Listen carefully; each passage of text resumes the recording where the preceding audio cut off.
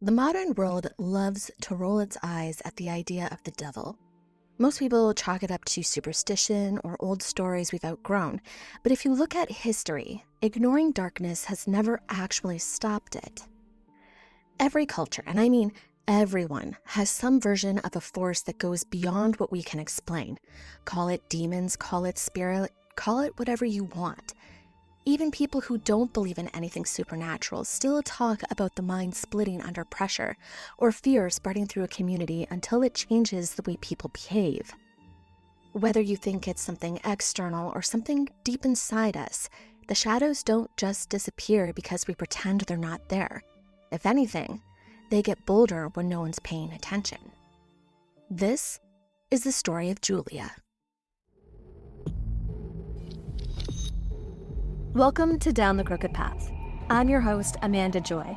Join me as we dive into eerie and spine-chilling stories that blur the lines between reality and the unknown. From cryptids and mysterious disappearances to true crime, UFO sightings, and paranormal activity. Venture into the unknown and uncover the secrets that lie down the crooked path. The idea of spirits taking hold of someone isn't new. It's not some fringe belief that popped up in a single religion or in one part of the world. For most of human history, people genuinely believed that when someone started acting differently, sudden changes in their personality, violent outbursts, voices that don't sound like their own, something external and evil had gotten in. In ancient Mesopotamia, early Judaism, Christianity, Islamic, Hindu traditions, indigenous cultures across the Americas and Africa, they all have their own version of possession, and the rituals meant to push that darkness out. When you look at it from a distance, it makes sense why people reach for that explanation. Before psychology and neurology, before we understood trauma or mental illness, communities needed ways to explain behavior that was completely out of character.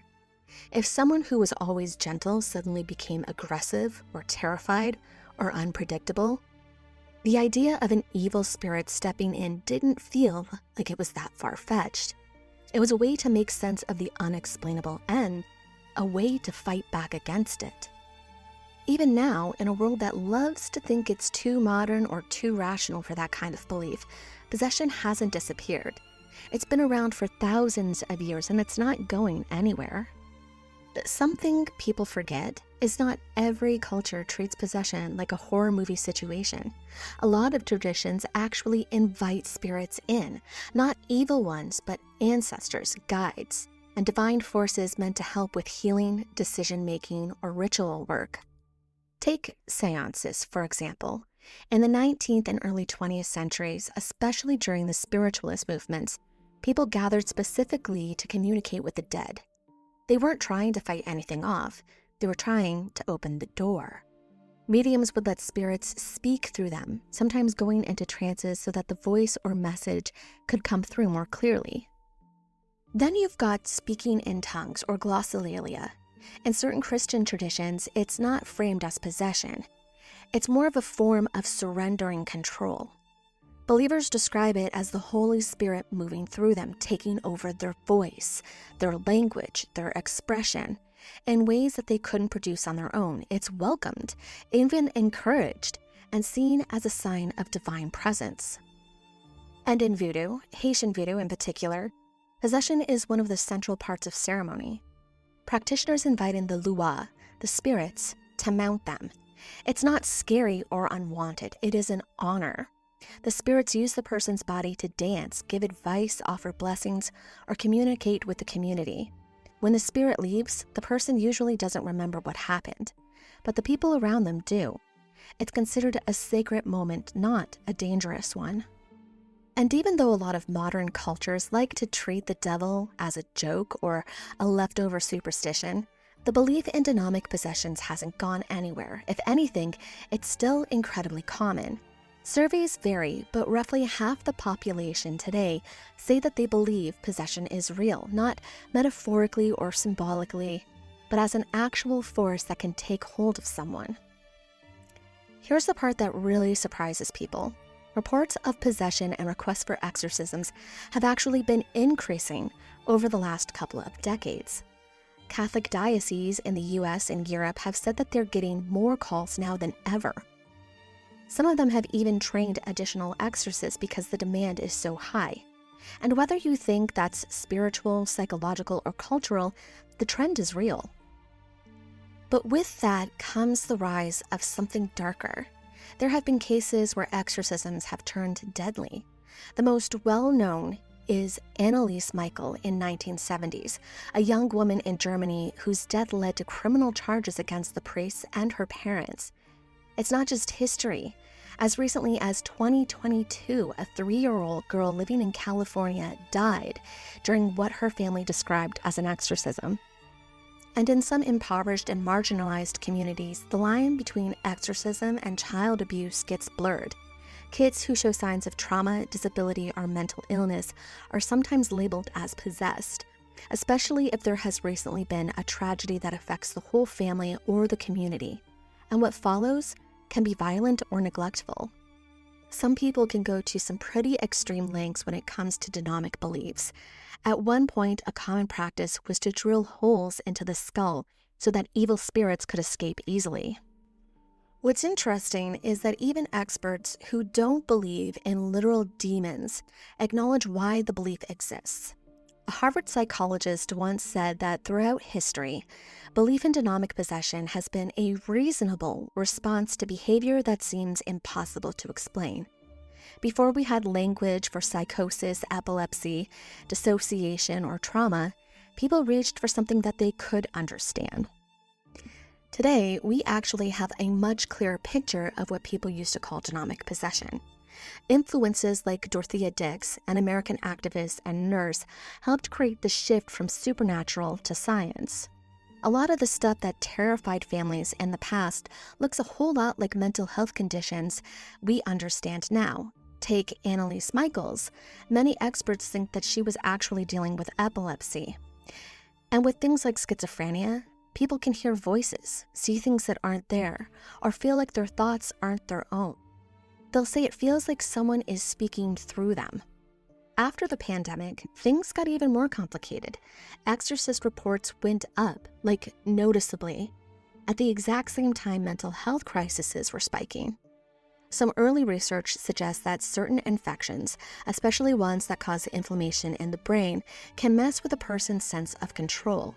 It can make someone feel disconnected from themselves. And if you're already scared or stressed, that feeling can be terrifying. Even with everything we know now, the line between possession and a medical or psychological crisis can still feel blurry. In places like Mesopotamia and ancient Egypt, unusual behavior was usually labeled as possession. If someone heard voices, couldn't speak, had seizures, or acted in a way that frightened their family, it was described as a spirit taking hold of them. Mental illness wasn't even a category. People believed that the gods were involved and that those afflicted were being punished for some sort of offense. The idea carried into early Christianity. Michael Perry, a Catholic priest who works in deliverance ministry, defines possession as a person's will being taken over by something alien. And if you look at how possession is described in the Bible, a lot of it sounds like medical issues we now understand: seizures, mutism, blindness. Most of the people Jesus exorcised in the Synoptic Gospels weren't acting psychotic. They were sick or disabled. Historians have written about how possession was identified in the Christian West.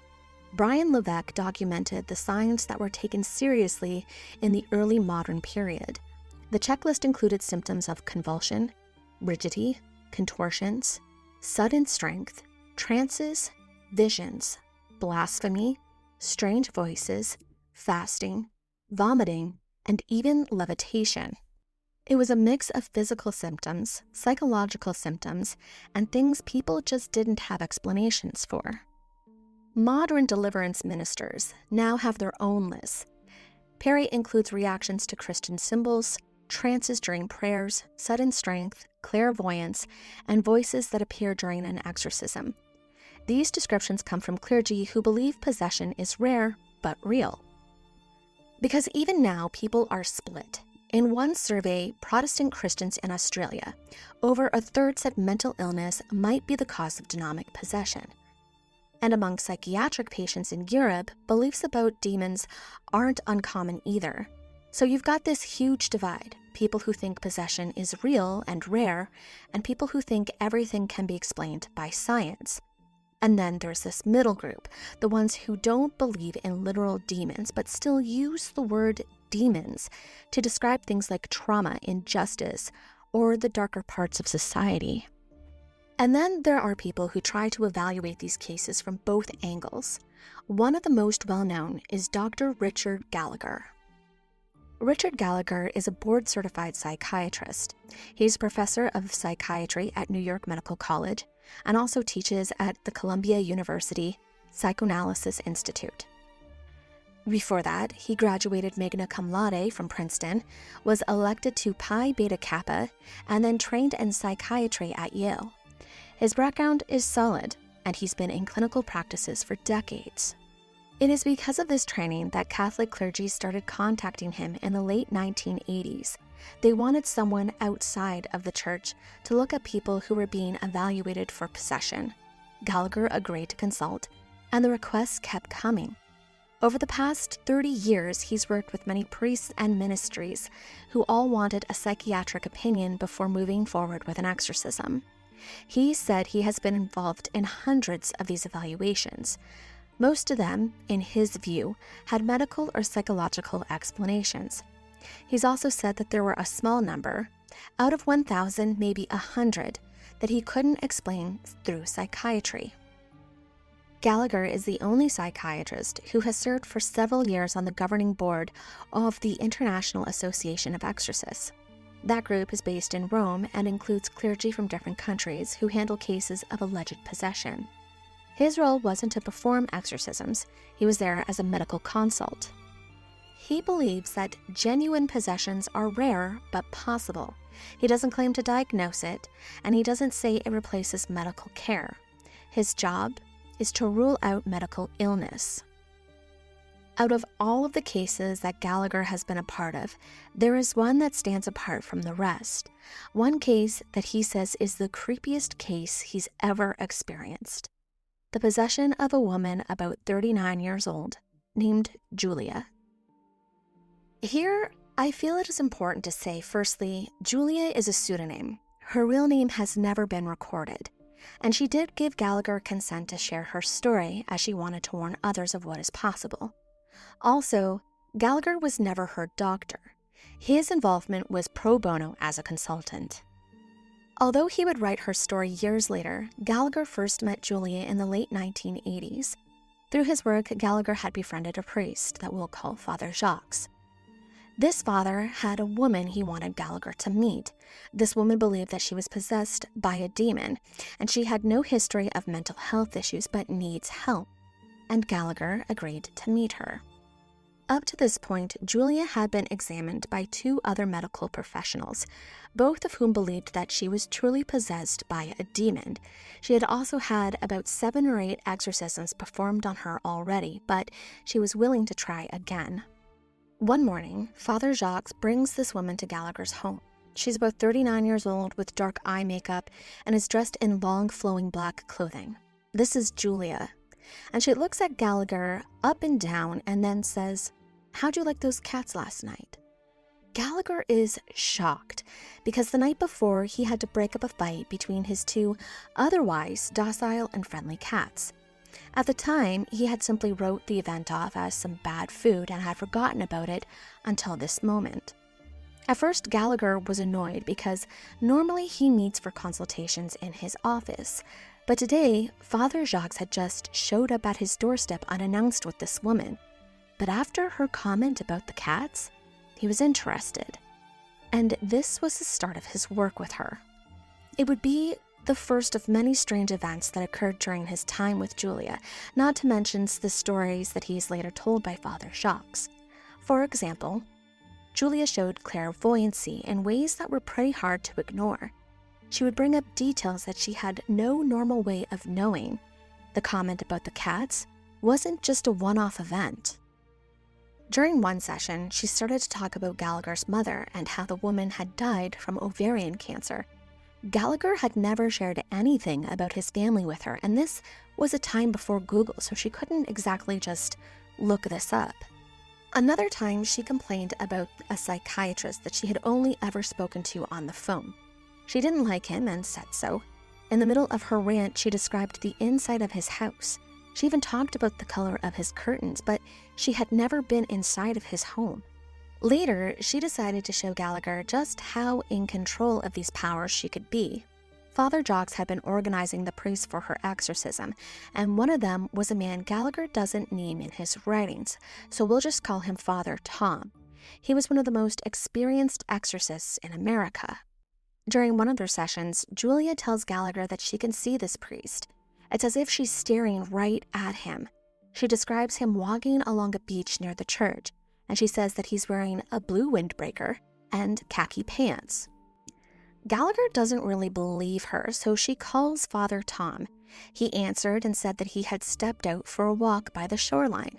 He confirmed the khaki pants and the windbreaker. When Gallagher asked about the color of the windbreaker, Father Tom just laughs and says, "Oh, you must be talking to Julia." And it's not just clairvoyancy that she displays. She also displays telepathy as well. Dr. Gallagher has reported books flying off of their shelves and across the room during a few of their sessions. Remember how earlier I mentioned a part of possession was speaking in voices that are not your own? Well, Father Jacques and Gallagher were driving with Julia one afternoon. They were talking about the schedule for her upcoming exorcism. Julia was quiet, listening, answering when they asked her something, nothing unusual. Suddenly, her whole posture changed. Her head dropped forward and her eyes lost focus. A sound came out of her that didn't sound like her normal voice at all. It was low and rough, and it cut through the car loud enough that Gallagher turned in his seat. The voice said, "Leave her alone, you stupid monkey priest. She is ours." Julia was not reacting to anything around her. She wasn't looking at either of them. She was swaying in her seat, locked in a trance. The voice kept going, throwing insults at Father Jacques, threatening him, repeating that she belonged to them. It didn't stop. It went on for about 10 minutes while the car kept moving. When it ended fast. Julia blinked a few times, sat upright, and then asked what they had been talking about. She looked confused when Gallagher brought up what had happened. She said she didn't remember any of it. And this wasn't an isolated situation. There were other situations that were similar like this. One such, Father Jacques and Gallagher were on the phone one evening. They were going over the date for Julia's next session, checking on the time, making sure everyone would be there. It was a normal call, nothing strange. In the middle of the conversation, another voice cut in. It was the same guttural voice that they had heard in the car. It didn't sound like Julia. It didn't sound like anyone who should have been on the line. The voice again told Father Jacques to stop interfering. It said Julia belonged to Satan and that he needed to stay out of their affairs. At first, they thought that maybe Julia had picked up another receiver somewhere in the church, but when they checked, she wasn't there. No one else was on the line. The voice kept talking for several seconds. Neither of them could explain how it happened. They were the only two people on the call when it started. And these things were not just happening to Gallagher. Father Jacques and Father Tom had once offered to drive Julia home after a late meeting. She got into the back of the car, buckled in, and didn't say much. The car pulled out of the parking lot, and a few minutes into the drive, her posture shifted. Her eyes fixed on nothing and her face went blank. It was something that they had seen previously. She was prone to go into trances like this. The guttural voice came out of her again. It told them to leave her alone. It repeated that they had no business interfering with her. As the voice kept going, dark shapes and shadows moved across the windows. They weren't solid, but they were enough to block the view of the road. At the same time, every light in the car went out. The dashboard, the interior light, even the headlights. The road ahead just disappeared. Father Tom steered off to the side and the car slid into a shallow ditch. The moment the car stopped, the shapes and shadows vanished, and the lights came back on like nothing had happened.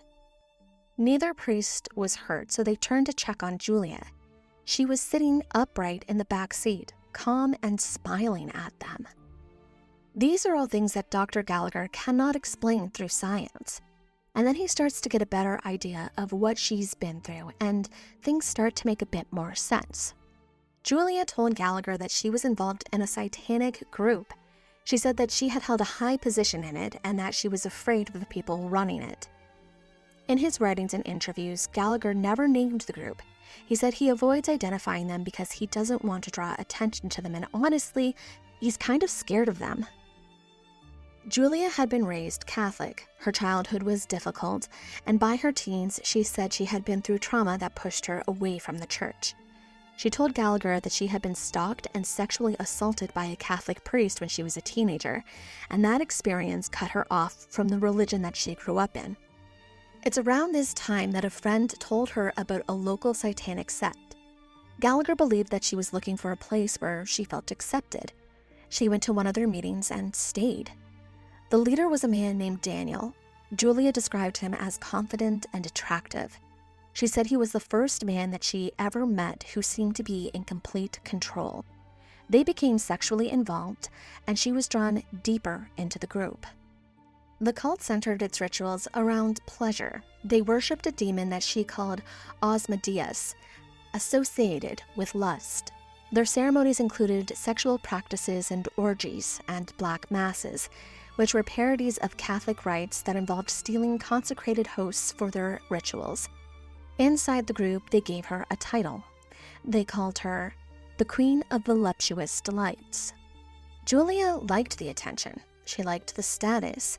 She said she felt valued in a way that she hadn't before. As her involvement grew, the group treated her as someone chosen for higher roles. She told Gallagher that part of her status came from being expected to become pregnant. Without getting into too much detail, some of the practices involved fetuses and blood sacrifices. This raised her standing from high priestess to what they called Satan's queen. According to Julia, that rise in status required making a commitment to the devil himself. She said that the commitment changed her life and set the stage for everything that came later, including the events that brought her to Gallagher. Julia told Gallagher that the powers she showed didn't come out of nowhere. She said they came from her involvement with the cult and from the commitments and sacrifices she had made inside it. For a long time, she was proud of her position. She liked the attention. She liked the authority. She said she felt powerful. She could move things with her mind without touching them, and the group treated her like someone who was chosen. But everything changed when she reached middle age. Now she was having trouble getting pregnant, and the cult saw that as a problem, so her status dropped. Daniel, the leader that she had been close with, pulled away from her. She said she loved him and believed that he cared about her as well, and losing that connection pushed her into deep despair. She told Gallagher that more demons came into her life during that period, and that the abilities she once enjoyed became frightening. This is when she starts to see the cost of everything she has done and everything that's been done to her. This is when she goes back to the church for help. She tells Gallagher that she didn't have anywhere else to go. After everything Gallagher has seen and heard, he decides that Julia isn't experiencing any mental health issues. She may have some personality disorder, but that it isn't what's causing all the strange behaviors and abilities. What makes possession different from a mental health disorder are a few things. We are looking for things like incredible strength that comes out of nowhere, what is referred to as hidden knowledge, things a person couldn't possibly know about certain people, places, or situations, speaking languages that a person doesn't understand, psychokinetic abilities like throwing objects around the room without touching them, and impossible physical acts like levitation. Some of these are even described in the Bible. For example, in Mark 9, Jesus goes to a young boy who's possessed by demons. According to the boy's father, the demon was able to throw the boy into fire and water. It says in Mark 9:22, "And it, the evil spirit, has often thrown him both into the fire and into the water to destroy him.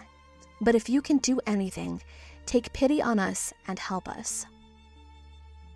This is the answer Father Jacques wanted to hear, and with this diagnosis, he performs the exorcism. All right, so picture this. It's a warm June evening, but inside the little chapel they're using, the air feels wrong. Not cold like a draft, cold like something settling over the room. A small group of nuns are already there praying quietly. Father Jacques and Father Tom are setting up. There are 3 laymen, the muscle, that are standing close because they know what's coming. Julia walks in calm. She sits down like she's ready for a meeting, not an exorcism, even though she knows what's coming. After all, this is her 9th exorcism. Then the priests start with the prayers, and she slips into this trance, totally still, and then just snaps awake like someone flipped a switch. And then the voices start, not one voice, but multiple.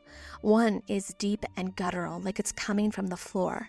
Another is high-pitched, and then one that just spits Latin. But Julia doesn't know Latin. She's also speaking Spanish, another language that she doesn't know. Then someone tests her. They sprinkle regular water on her without telling anyone. Nothing. No reaction. Then the second the holy water touches her, she screams like she's in pain. The guttural voice starts shouting at the priests, "Leave her alone, you fucking priests. Stop, you whores. You'll be sorry." It's loud. It's angry. It's not her voice.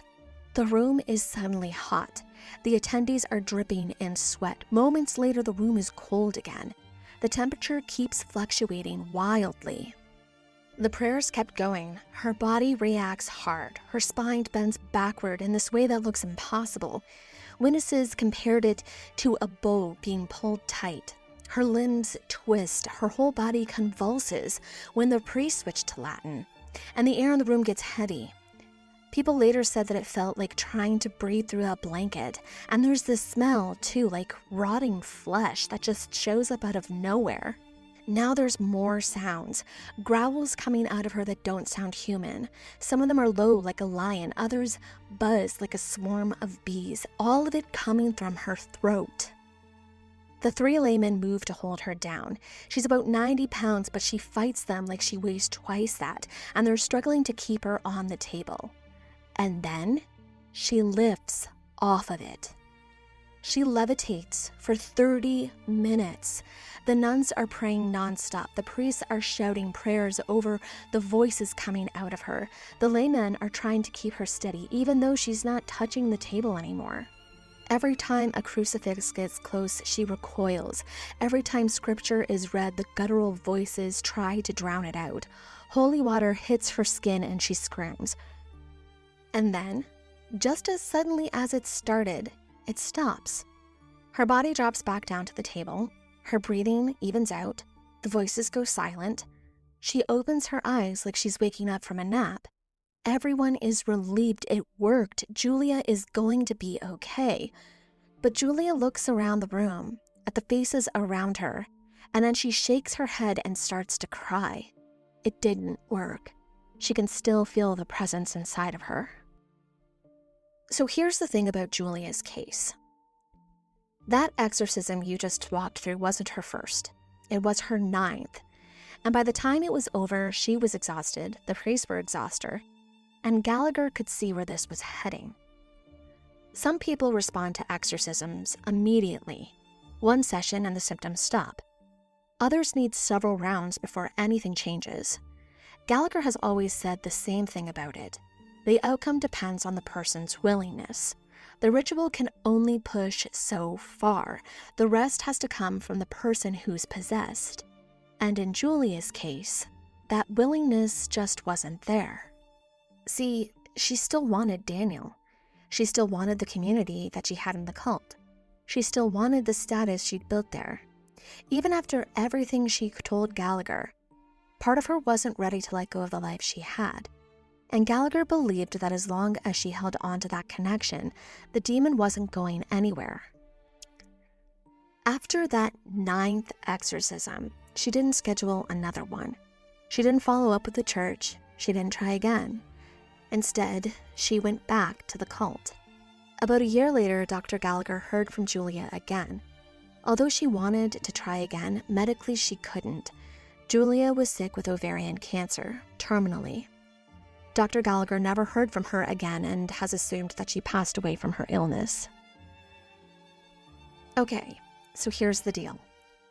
Julia's case is one of the most famous possession stories in modern Catholic circles, and almost everything we know about it comes from one person, Dr. Richard Gallagher. And Gallagher, he isn't some fringe figure. He's a board-certified psychiatric, trained at Yale, Princeton educated, a professor of New York Medical College, and one of the only psychiatrists who ever served on the governing board of the International Association of Exorcisms. His credentials are real, his career is real, his reputation in medicine is real. But here's the problem. We don't even know if Julia was real. In fact, with this case, there are a lot of unknowns. We don't know her real name, not the names of the priests, not the location, not the covenant, not the chapel, not the leaven, nothing. Gallagher changed every identifying detail.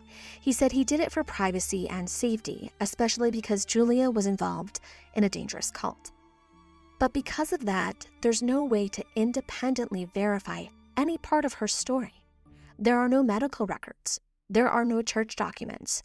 There are no witnesses who have come forward other than Gallagher. There's no paper trail. There's nothing you can cross-check. And the more you really start to look at Julia's story, the more things start to feel off. The timing is an issue.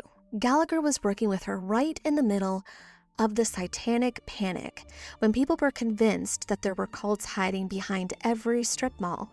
And Julia, she fits the stereotype almost too perfectly.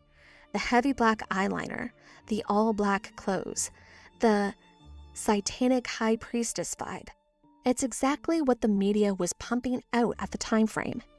So here you have this Catholic psychiatrist, if I hadn't mentioned that before, who is now giving us a story that sounds a lot like cinema. And on top of that, there's the cult that she describes, the fetus sacrifices, the blood rituals, the demon of lust, the charismatic leader, the queen title. It's basically the satanic panic starter pack, and none of it matches with what real satanic groups actually believe or practice. The Satanic Temple, for example, is very clear. No harming children, no harming animals, no violence, no sacrifices. They're basically political activists with dramatic branding, not horror movie villains. Older fringe satanic groups didn't operate the way that Julia was describing. Her version sounds more like the fear of Satanism than anything that's ever been documented in real life. And speaking of documented, there has never been any known documented satanic cults or cults in general that sound like what Julia was describing. And I'm not saying that he was outright lying. Maybe Gallagher was just misled, and maybe not through malice or intent, but just the whole case is very overwhelming. I mean, some of the more supernatural events, Gallagher wasn't even there for. For example, the shadows taking over the car, the dashboard lights cutting out, the black shapes covering the window, all that came from the priests. He only heard about it afterwards. So if they misread something or exaggerated because they were scared, he'd have no way to know. But let's set that aside for a second, because there are some things that he did encounter that are symptoms of possession. Some of her hidden knowledge could have been coincidence or information that she picked up without anyone noticing, like seeing Father Tom earlier and clocking what he's wearing, or hearing something someone said about Gallagher's mother. But the cat thing, that's harder to explain. The language stuff is another sticking point. You can't just start speaking Latin fluently out of nowhere, especially not while reciting prayers in real time. So maybe Gallagher wasn't lying, maybe he wasn't exaggerating.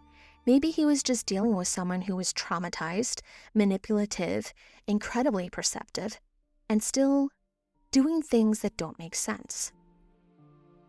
And so we're left with this very weird split. On one side, You have a psychiatrist with decades of clinical experience, a spotless academic record, and no history of making wild claims. He's not a paranormal guy. He's not a ghost hunter.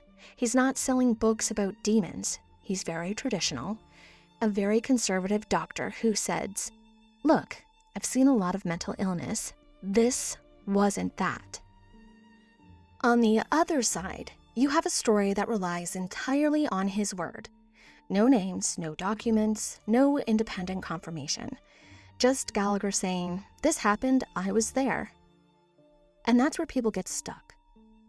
Some believe him because of his credentials. Some don't because the story can't be verified. And some sit in the middle, fascinated, unsettled, and not totally sure what to do with it. So whether Julia was possessed, traumatized, or deeply misunderstood, and whether Dr. Gallagher was a witness, a believer, or something in between, I keep coming back to the same thing that we opened with. That line between mental health and possession, it's thinner than anyone wants to admit, and honestly, cases like this don't make it any easier to draw. Because Julia wasn't a caricature, and she wasn't a movie demon. She was a person. Messy, complicated, hurting. And Gallagher wasn't some wide-eyed amateur chasing shadows. He was a trained psychiatrist who swore that he saw something he couldn't explain through science. And when you put those two people in the same room, you get a story that refuses to sit neatly in one box. And it's stories like these that forces you to look at places where science and belief blur together.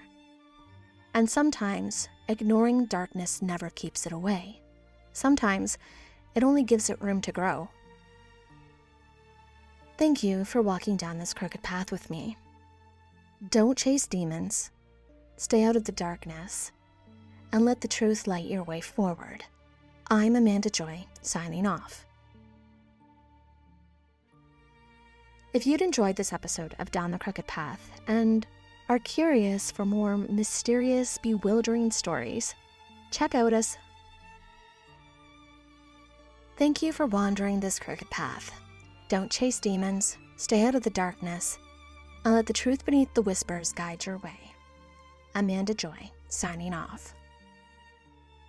If you have episode suggestions or a story of your own clawing to be told, write to us at crookedpathsocial@gmail.com.